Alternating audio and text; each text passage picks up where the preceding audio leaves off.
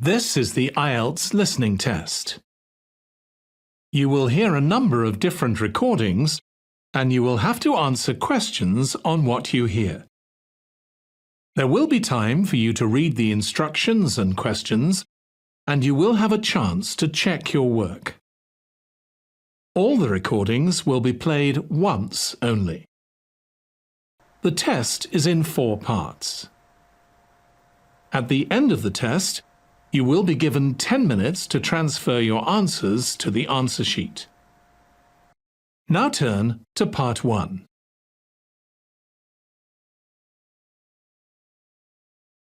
Part 1.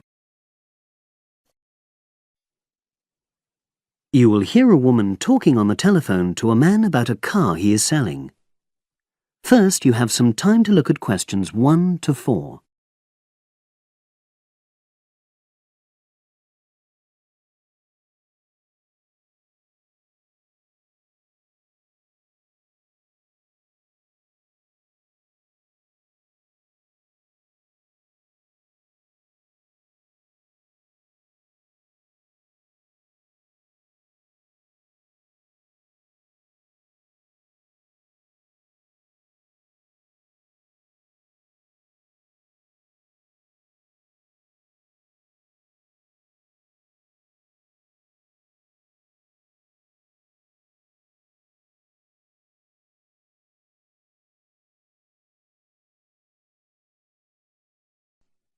Now we shall begin.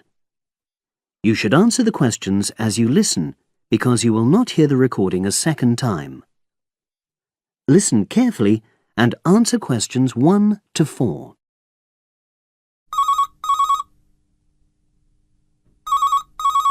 Hello, Brian Park speaking.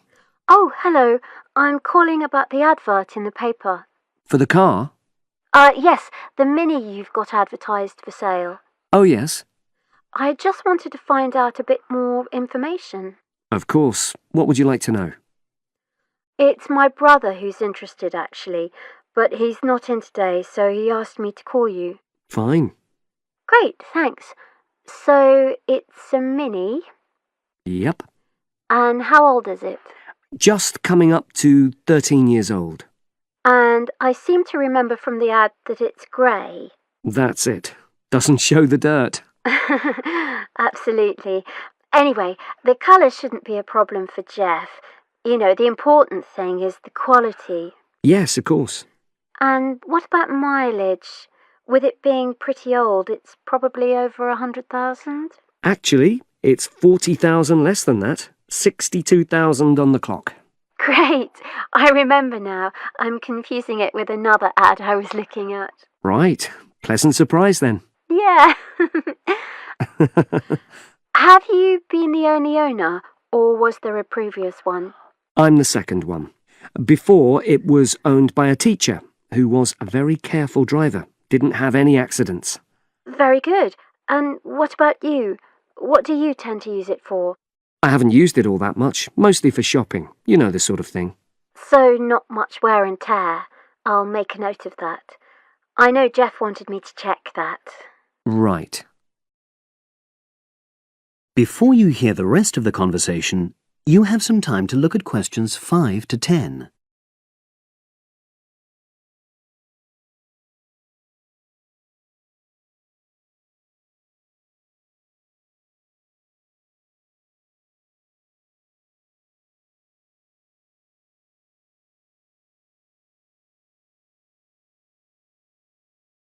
Now listen and answer questions 5 to 10. Now, about the price, I see you've got it down as £1,250. I'm not sure Jeff will be able to come up with that amount. In the ad, I did say 1,250 or nearest offer. So would you be prepared to go down to 1,000? That's really too low, I'm afraid. 1,100? I might be able to go to that. OK, I'll make a note of that. What about tax? Is it due soon? Got another 5 months before it's due. Oh, that's a real plus, yes. I'll make a note of that. OK. Now, you say it's in good condition. For its age, I'd say yes, definitely. It's just been serviced and there were no major problems. Major. I'd be able to show you the service report. The only thing is, you'd have to get a new tyre in the near future. Though it's still okay, you know. It's certainly absolutely safe at the moment. Okay, fair enough. Yes, I understand. And the garage also mentioned that one headlight could probably do with replacing. They think there's a fault there, you know, intermittent. Well, we'd obviously look at all the documents, but that sounds very straightforward. Of course. I've got all the service documents up to date and you can look at those. Well, it all sounds pretty good, and I know my brother will be interested, so would it be possible for him to see the car?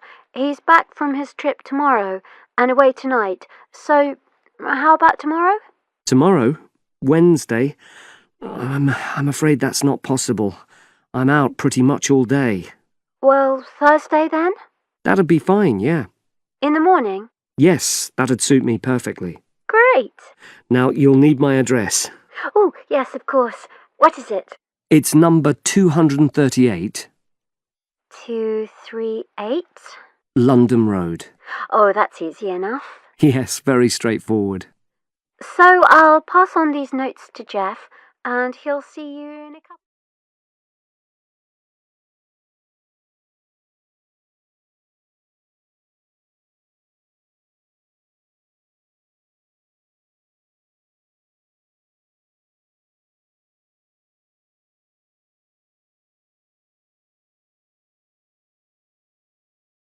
That is the end of part 1.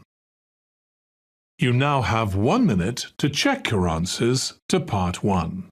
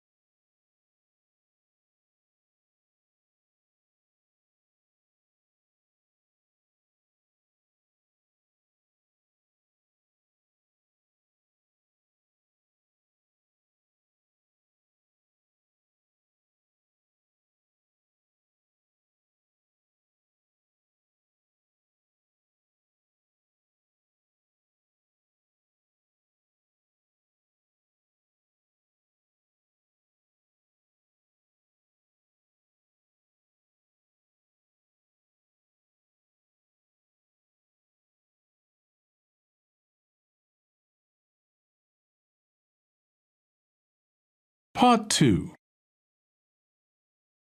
You will hear a radio interview about a lakeside resort. First, you have some time to look at questions 11 to 15.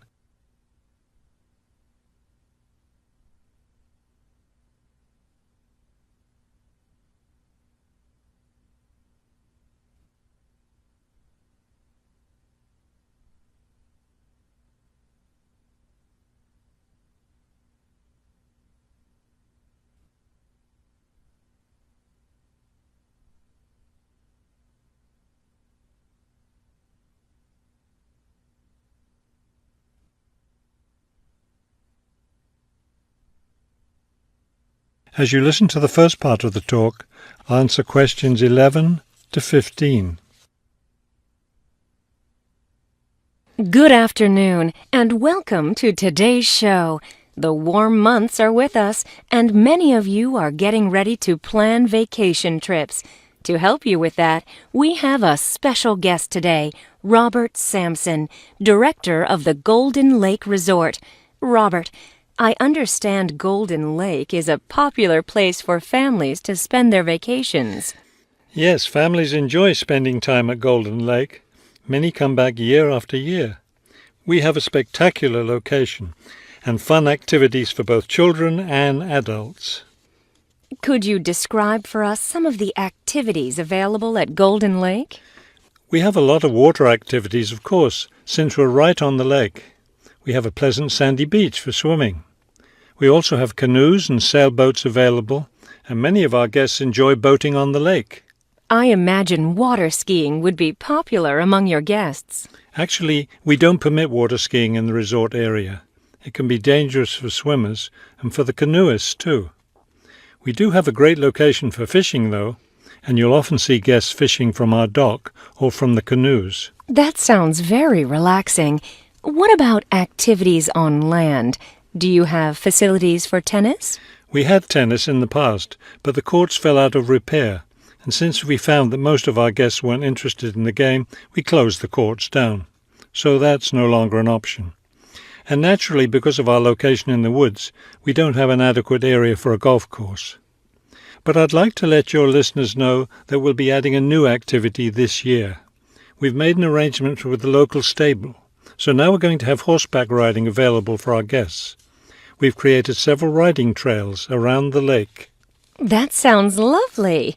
Now, what about rainy days? What can your guests do when the weather's bad? We have a games room and a crafts room. When the weather's rainy, some of our very talented staff members offer arts and crafts classes for all ages. What fun! Do you offer any other classes or activities?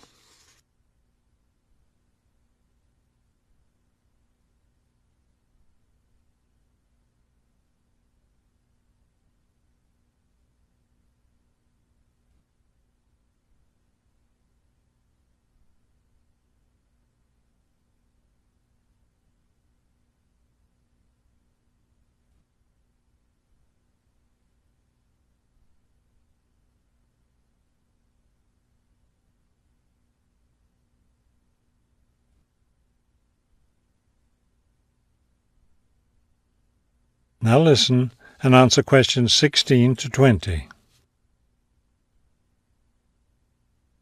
We have a weekly schedule of evening activities which anyone can attend if they choose. Every Sunday we show a film, always something that's suitable for the whole family. Monday's my favourite night because that's dessert night. Our cook prepares a variety of desserts and we get to taste them all. I'd like to be there for that. Yes, it's great. We get more serious toward the middle of the week. Our discussion night is on Tuesday. Discussion night? Yes, we discuss different current events depending on what's happening that week in the news. Then on Wednesdays, we have lectures. We invite different experts to talk about local history or nature topics. This is actually one of our most popular evening activities. We found that our guests are really interested in learning about the local area. It sounds quite interesting. Yes, we've had some excellent speakers. Thursday nights are totally different because that's when we play games. That's especially fun for the children. The children love Fridays too because that's talent show night. Everyone gets in on that. Staff, guests, everyone. It looks like you have a lot of fun at Golden Lake Resort. We do. And we end every week with big fun, with a dance on Saturday night. Now I understand a little more why Golden Lake is such a popular place for family vacations. With such a variety of activities, there's something for every member of the family there. There is, and I hope your listeners will consider spending their next vacation with us.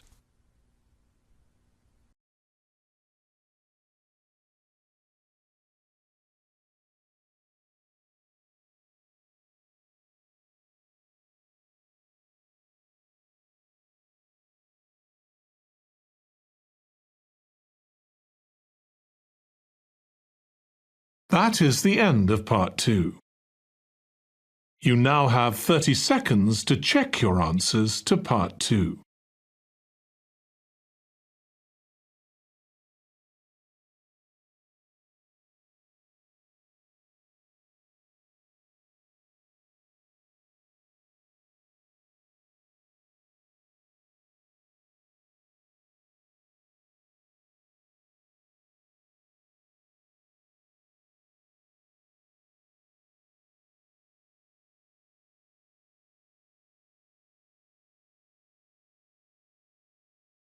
Part 3.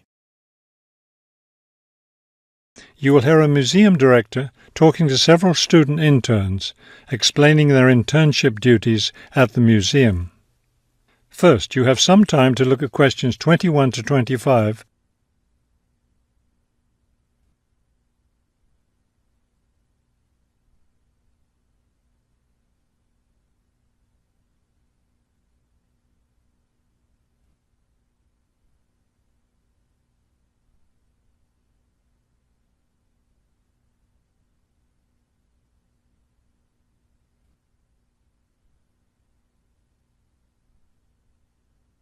As you listen to the first part of the conversation, answer questions 21 to 25. Welcome to the City Museum of Art. I'm Dr. Shirley Johnson, the director of the museum's internship program. Today, I'll be giving you an orientation to the museum and our museum administrator's internship program.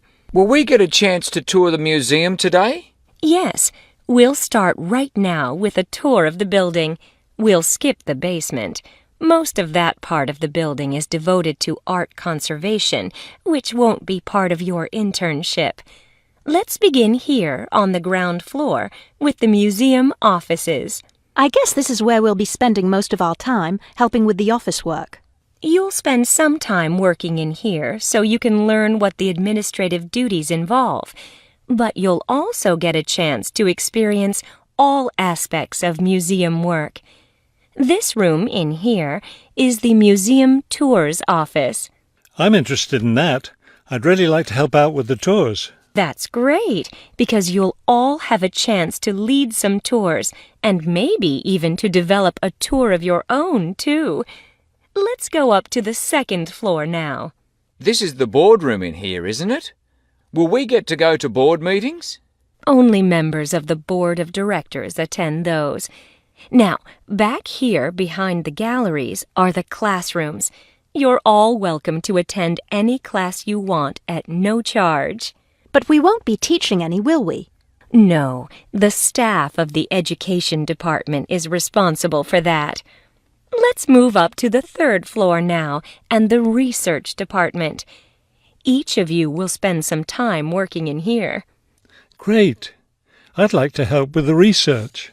We're working on some very interesting research projects right now. Also, as an extension of your research work, you'll probably contribute to some of the museum's brochures. I'm looking forward to that. I like writing about art. Another thing I've been hoping to be able to do is meet some artists. You're in luck then. We've planned a reception for the first day of your internship, and you'll have the chance to meet several local artists then.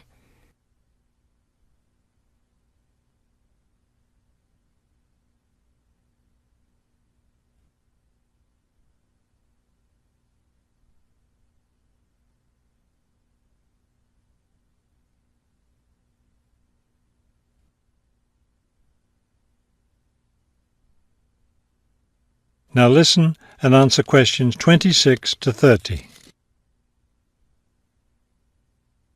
Could you give us a little background of the museum? I mean, when it was built and some information about the collections and things like that? Of course. The main part of the museum was built in 1895 with a combination of public and private funds.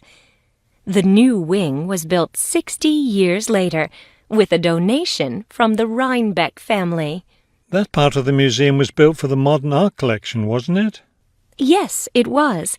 In the main part of the museum, we have a gallery devoted to works by local artists, our sculpture collection, and a small collection of classical European art. You mentioned classes earlier. What kinds of classes does the museum offer? In our adult education program, we offer a series of art history classes, and for children, we have a program of arts and crafts workshops. You can get a brochure from the office that will give you more information.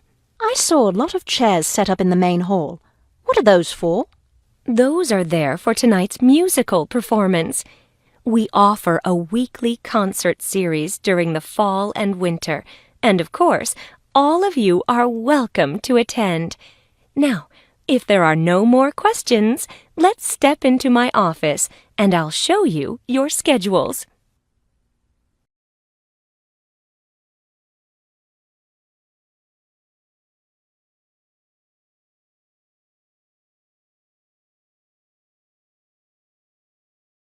That is the end of part 3. You now have 30 seconds to check your answers to part 3.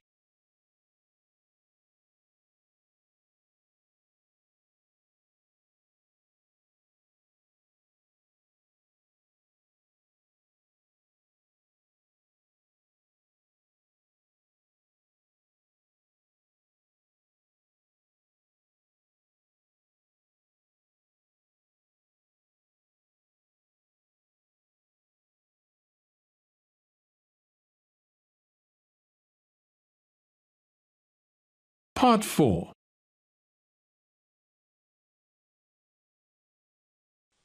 You will hear a talk about the effects of our digital world on young people. First, you have some time to look at questions 31 to 40 on pages 7 and 8.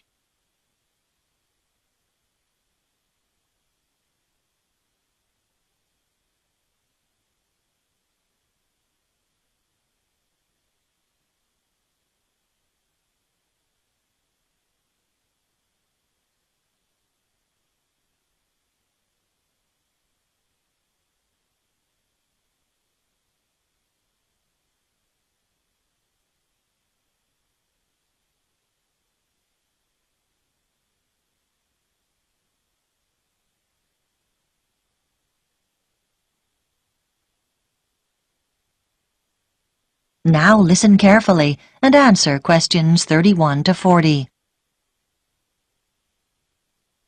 In this lecture series, we're looking at changes occurring due to the rapid spread of digital technology in the last decades of the 20th century.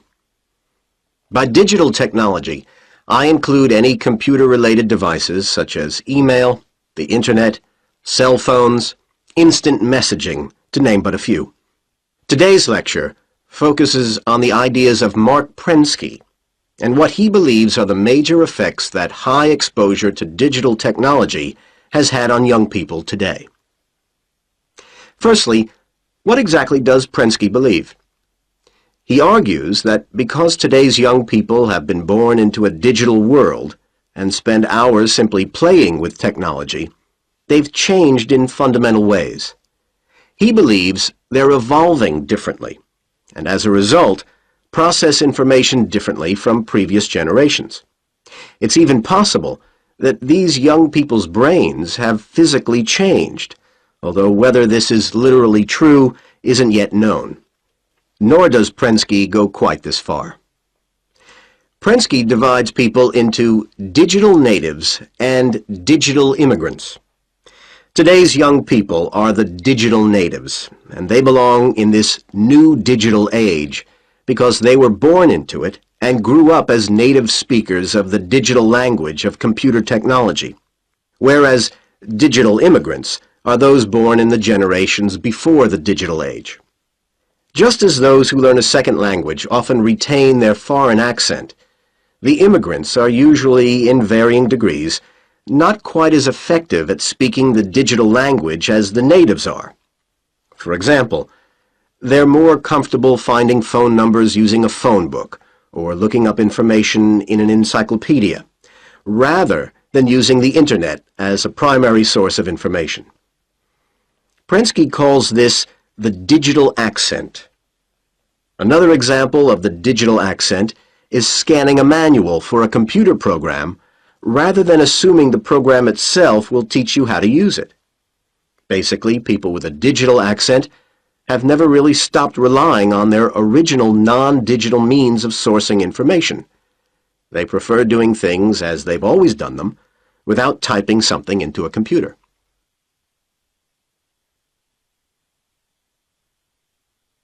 Prensky predicts that due to all this, changes are in store, mainly in the area of education. But what do other educators and theorists such as Thomas Allen, Samuel James, and Peter Vander believe? Samuel James, from Sydney University, agrees with Prensky's predictions. He believes that educators are no longer successful in the way they teach. However, not surprisingly, Prensky has been criticized by more traditional theorists, like Peter Vander and Thomas Allen.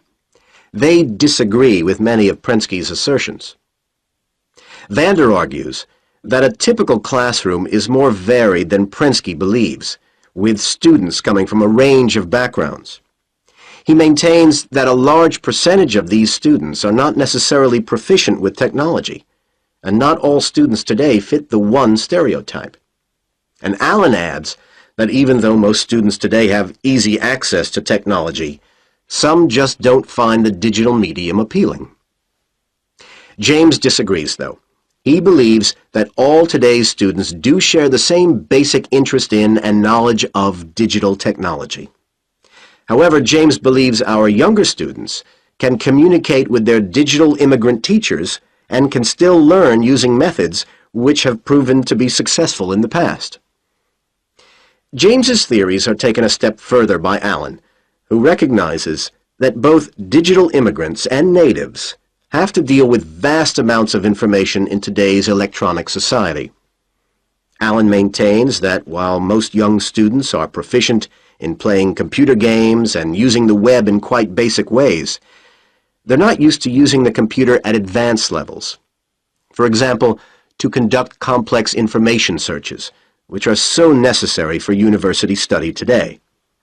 Irrespective of Alan's research, James believes it's possible for computer games to play a major role in making classroom learning more stimulating, and he cites many instances where this would be possible today.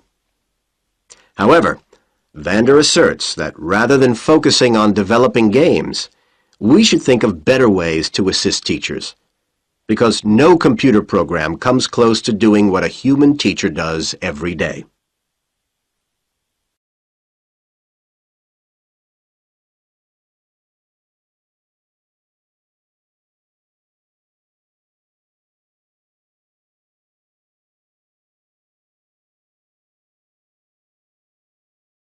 That is the end of Part 4. You now have 1 minute to check your answers to Part 4.